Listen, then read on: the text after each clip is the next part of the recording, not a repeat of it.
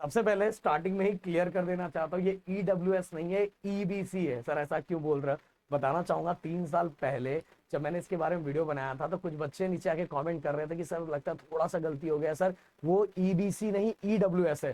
फिर फाइनली मुझे वहां पता चला कि अपने बहुत सारे बच्चों को बहुत सारी चीजें पता नहीं है।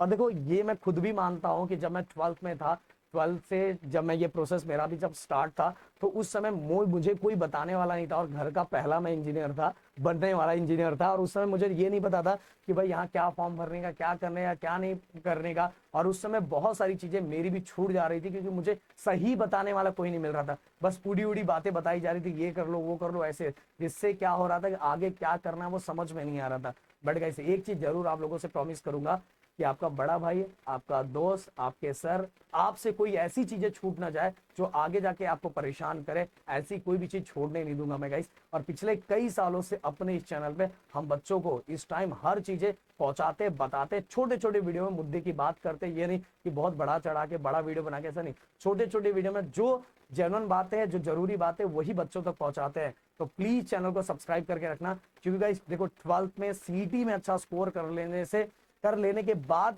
एक नया प्रोसेस स्टार्ट होता है, जिस प्रोसेस के बारे में हर बच्चे को सब कुछ नहीं पता रहता। तो जो जिस चीज का सही हकदार है उसको वो नहीं मिल पाता। बहुत बार ऐसा देखा जाता है कि हमें बाद में जाके 2 साल के बाद वो गलती का एहसास होता है कि भाई ऐसा मुझे मिल जाना चाहिए था। मैं बताना चाहूंगा कि मेरे पास एक स्टूडेंट था, और उसका उतना भी परसेंटाइल, मतलब उतना भी हाई परसेंटाइल नहीं था, पर मैंने उसको बोल के रखा था कि तू टीडब्ल्यूएस भर देना।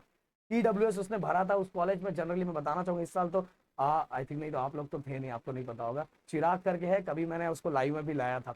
इस साल उसकी इंजीनियरिंग कंप्लीट होने जा रही है। तो उस टाइम मैंने उसको टीएफडब्ल्यू जबरदस्ती भरवा दिया था।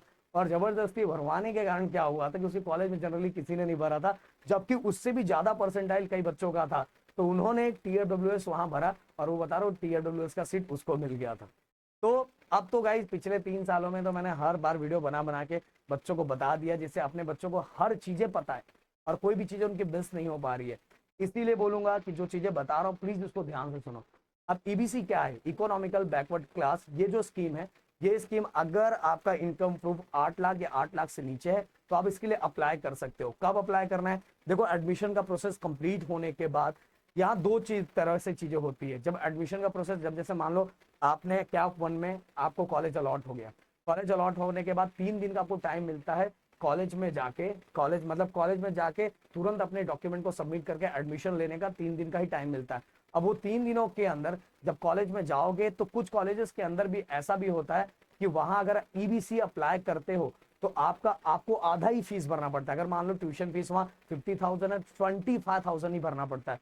बट कुछ जगहों पे ऐसा भी होता है कि जब आप एडमिशन ले रहे हो उस टाइम पूरा कंप्लीट ट्यूशन फीस आपको भरना है, फिर इसके बाद 6 महीने के बाद आपके बैंक अकाउंट में आधा पैसा वापस आ जाता है। तो भाई इस तरह के दो जगह होता है।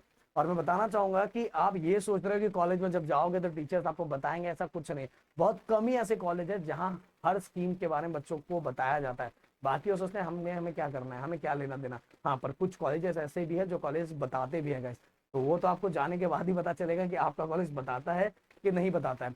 तो गाइस अगर आप अगर नहीं किसी में फिट बैठ पा रहे हो तो भाई आपके पास ईबीसी है, जो आपका 50% फीस, ट्यूशन फीस रिड्यूस कर देगा, जो आपको बहुत ज्यादा हेल्प करता है। हाँ, बस आपके कॉलेज में किस तरह से है कि आपको 6 महीने के बाद वो पैसा रिटर्न मिलेगा, कि ऑन द स्पॉट उसी टाइम जब आप भर रहे हो तभी आधा कर दिया जाएगा अगर आपने ईबीसी फॉर्म भर दिया। तो वो तो आपको कॉलेज में पता लगाना पड़ेगा कि इस कॉलेज का क्या प्रोसेस है, पहले का कि बाद का।